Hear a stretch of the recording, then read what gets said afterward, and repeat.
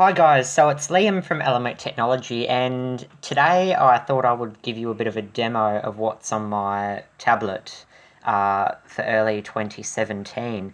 Now, before we begin, I've got the Samsung Galaxy Tab A 10.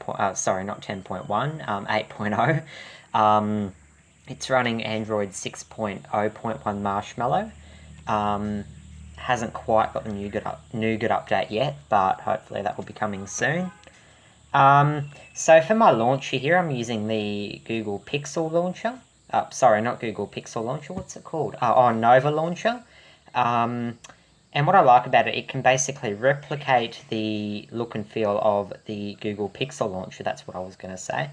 So like the Google Pill widget up there, Android and folders, the swipe up app drawer.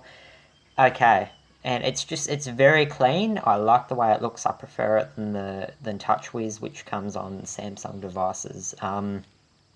So in my business folder here, I've got two applications. I've got the Commonwealth Bank application, which I use for checking my balance, and that's basically about all I use it for.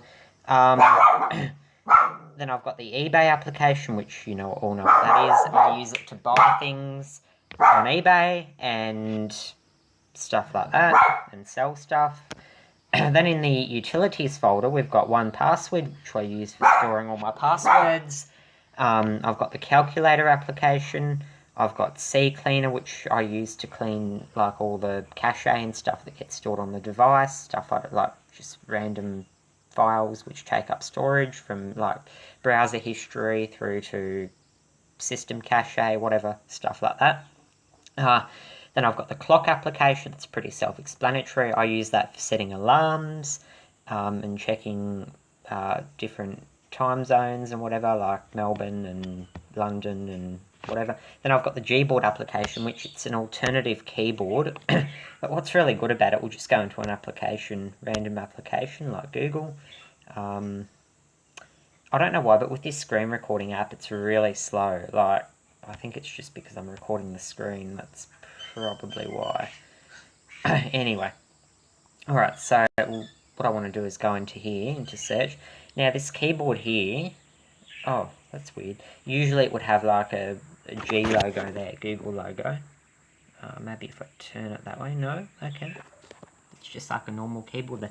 Basically, it's like the keyboard that comes on the Google Pixel. I think it's the same keyboard.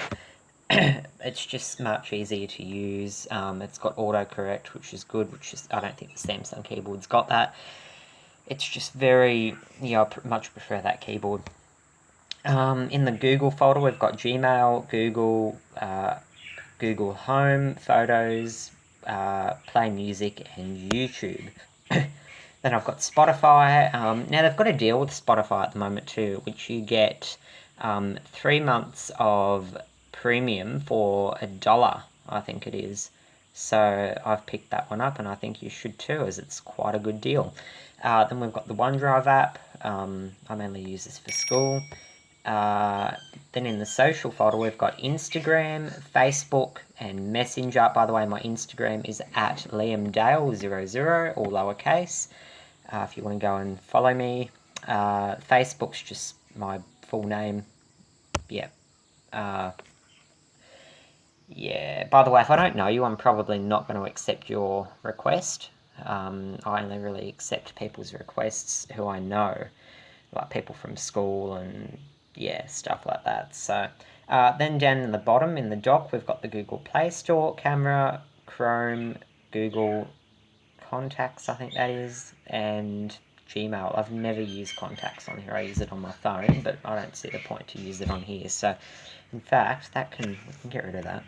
Now, can I just point out another thing about this launcher, which I showed you on the launcher on my phone when I did my What's on My Phone video, is if you long press, it will come up with a list of options like trending, subscriptions, and search for YouTube, and it's a bit similar to 3D Touch on the iPhone. It's really quite good. Okay, then if you swipe up, we've got, in my recently used apps, we've got Google Wallpapers, which I use to get that wallpaper. Basically, it changes every day, so I get a new wallpaper every day. Then Then we've got Google Chrome, Instagram, YouTube, and the Play Store. I'm just going to go through the applications that we haven't covered. Android Pay, unfortunately my bank won't support it yet, so I can't use it. Australia Post, Screen Recorder, which is what I'm using to record the screen for this video. Bureau of Meteorology Weather, we'll go into it actually, it's quite a nice weather application. If it will load. Yep, so you can see here it's really nicely laid out. It's very clean. I like it a lot. Then you've got your radar down the bottom. And what's really good about it too is it's all in the one thing. Like on the website, you would have to go, if you wanted to check the radar, you would have to go into something else. If you wanted to check the weekly forecast, you would have to click on the daily forecast. Yeah, but with this one, it's all rolled into one. Like you've got your hourly forecasts, you've got your weekly, current temperature, humidity, everything, and radar too. It's just really good. Obviously, you can go in and select other locations and warnings as well for your relevant location. You can see we've got a few there at the moment, but this isn't a weather video, so I'm not going to go too much into that. Okay, then we've got Catch Up TV, which I don't even use that.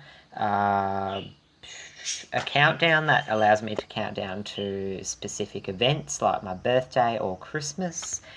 Daily Edition, it's just like a news app. Google Drive. Emergency Australia, that gives me warnings like bushfire warnings, flood warnings, stuff like that. So it will pop up with a notification and say, hey, you've got a bushfire near you, you might want to evacuate. Yeah, it's really good. Not that we get bushfires here anyway. It's too built up. Evernote, which I use for school. Excel.